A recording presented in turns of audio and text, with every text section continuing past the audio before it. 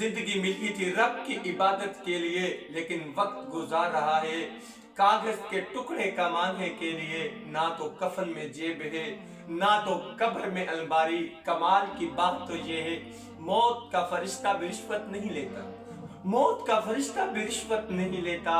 جب جان نکل گئی، جب سانسیں ختم ہو گئی، جب یہ طاقتور جسم بے جان ہو گیا، اس سے جان نکل گئی، تیری شہرت، تیری عالیشان کوٹھی، تیرا عالیشان جو بنگلہ تھا، جو تیری شہرت تھی، تیرا دبدبا تھا، تیرا بڑا روب تھا، تیرا بڑا نام تھا، جب تجھے موت آئی، اس شہرت نے، اس عالیشان کوٹھی بنگلے نے موت سے ٹکرایا، جب موت سے ضرب کھائی ہے تو زیرو ہو گیا، زیرو ہو گیا، زیرو ہو گیا۔ قسم خدا پاک کی، دنیا کی شہرتیں، دنیا کی عالیشان کوٹھیاں، دنیا کے عالیشان نام، دنیا کی عالیشان شہرت جب موت سے ٹکراتی ہے تو قسم خدا پاک کی زیرو ہو جاتا ہے، صفر ہو جاتا ہے، زیرو ہو جاتی ہے۔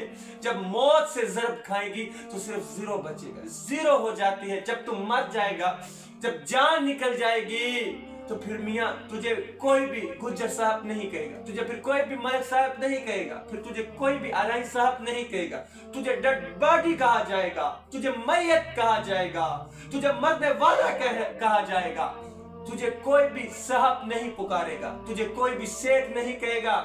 یہی کہا جائے گا فلاں مر گیا ہے، اس کے جنازے کے لیے اہتمام کیا جائے، اس کے جنازے کے لیے انتظامات کیے جائے۔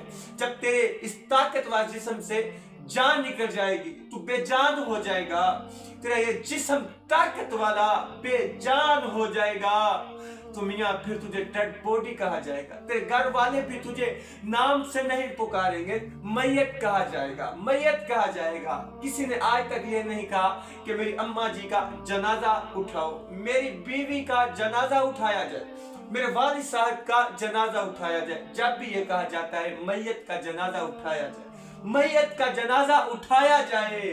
منجی چاہو جلدی کرو، منجی چاہو، منجی کو چاہو، لیٹ ہوں دے بن، جنازے دا ٹائم ہو گیا۔ ان لوگ گاڑیوں پہ تیرا جنازہ پڑھنے کے لیے سیدھے جنازگاہ جائیں گے، سیدھے قبرستان جائیں گے، جس سے تجھے بہت زیادہ محبت تھی، جس سے تجھے بہت زیادہ پیار تھا، جس سے تجھے بہت زیادہ لگن تھی، وہ بھی تیرا چہرہ ہی دیکھے گا، وہ بھی ثواب کی خاطر تیرے منہ پہ مٹی ڈالے گا، وہ بھی ثواب کی خاطر تیرا منہ مٹی سے بھر دے گا، وہ بھی ثواب کی خاطر دفنانے میں پہل کرے گا، وہ بھی ثواب کی خاطر تیرے منہ پہ مٹی کا ڈھیر لگائے گا، منہ پہ مٹی کا ڈھیر لگائے گا۔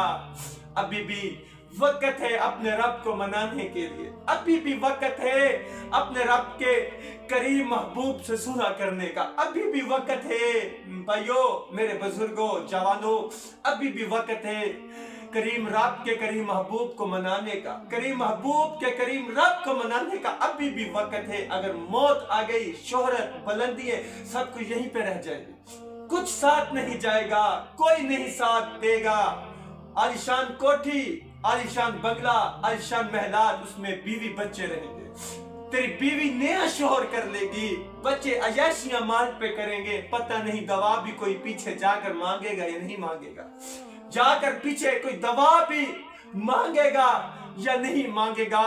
ابھی بھی وقت ہے اپنے کریم رب سے صلح کرنے کا۔ وہ کریم رب تو ہم سے لاڈ ڈالتا ہے، کریم رب ہم سے پیار کرتا ہے، محبت کرتا ہے۔ کبھی دعا میں یہ مانگا کرو، کبھی دعاؤں میں یہ مانگا کرو، دعائیں کیا کرو، اللہ سے التجا کیا کرو کہ اللہ ہمیں ایمان کی موت دینا، بے ایمان کی موت نہ دینا۔ نہ جانے آج کتنے ان ہاتھوں سے دفنا دیے ہیں لیکن کبھی بھی عبرت نہیں پکڑی۔ آج ان ہاتھوں سے جوان بھائیوں کو بھی دفنا رہے ہیں لوگ، اپنے باپ کو بھی دفنا رہے ہیں۔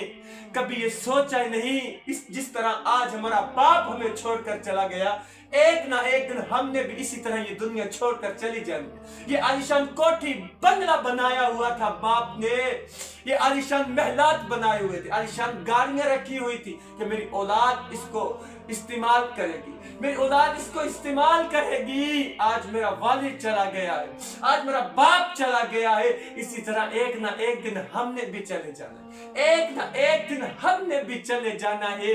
اس سے عبرت پکڑ لیتے ہیں۔ لیکن آج ہمارے یہاں پہ کیا ہے، عبرت پکڑتے ہیں جنازہ جب ساتھ جنازے کے جا رہے ہوتے ہیں، نماز جنازہ پڑھنے کے لیے ہم جنازگاہ میں پہنچتے ہیں، بس وہیں تک ہم عبرت پکڑتے ہیں، وہیں تک ہم عبرت پکڑتے ہیں، وہیں پہ کہتے ہیں میاں آخری آرام گاہ یہی بندے کی زندگی ہے، یہی انسان کی زندگی ہے، یہاں پہ آ کر انسان بس ختم ہو جاتا ہے، یہی زندگی ہے۔ دیکھو نا، یہ عالیشان بندہ تھا، عالیشان کوٹھیوں بنگلوں والا یہ آدمی تھا، آج یہاں پہ پڑا ہوا ہے، آج اسے کوئی پوچھنے والا نہیں، آج اسے کوئی بتانے والا نہیں، آج اس کے ساتھ کوئی جانے کو تیار نہیں ہے۔ یہ انسان کی زندگی عبرت پکڑی بھی ہے، صرف جنازگاہ کی حدوں تک پکڑی ہے، اگر عبرت پکڑی بھی ہے تو صرف قبرستان کی حدوں تک پکڑی ہے۔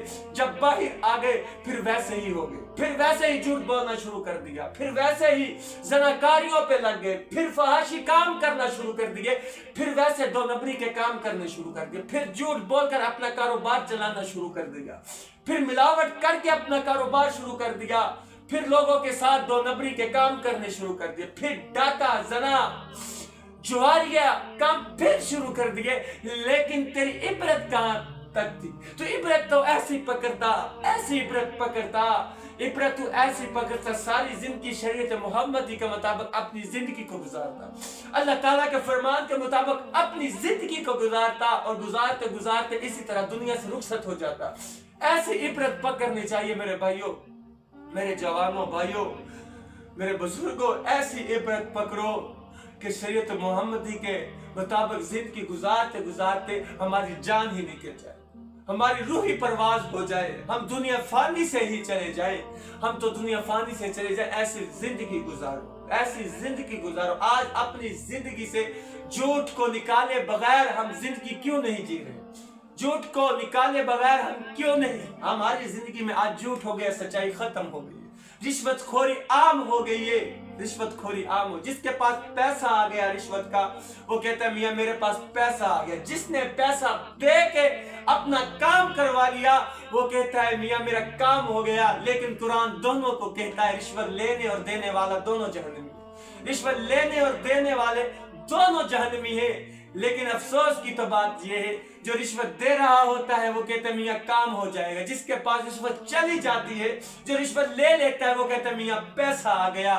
لیکن قرآن کو کوئی یاد نہیں کرتا، قرآن کو کوئی نہیں دیکھتا، قرآن کو پڑھنے کے لیے کوئی تیار نہیں ہوتا۔ لیکن قرآن کو آج پڑھا ہوتا، یہ ہمیں معلوم ہوتا کہ میاں قرآن میں تو اللہ تعالیٰ فرما رہا ہے رشوت لینے دینے والا دونوں جہنمی ہے، جو رشوت لے گا وہ بھی جہنمی ہے، جو دے گا وہ بھی جہنمی ہے۔ کاش قرآن پڑھا ہوتا، قرآن کے کالے حروف کے نیچے چھپا ہوا خزانہ ہم نے آج پڑھا ہوتا تو آج ہماری زندگیاں بدل جاتی، آج ہماری زندگیوں میں انقلاب آ جاتے۔